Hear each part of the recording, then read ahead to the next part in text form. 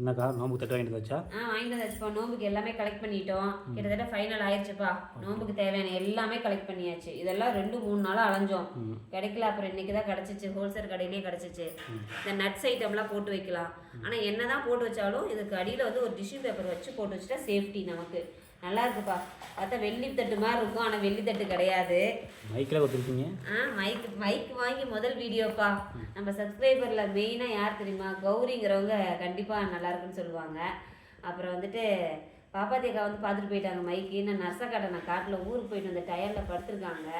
சரியா, இவங்ககிட்டலாம் காட்டிட்டு வந்துட்டேன்.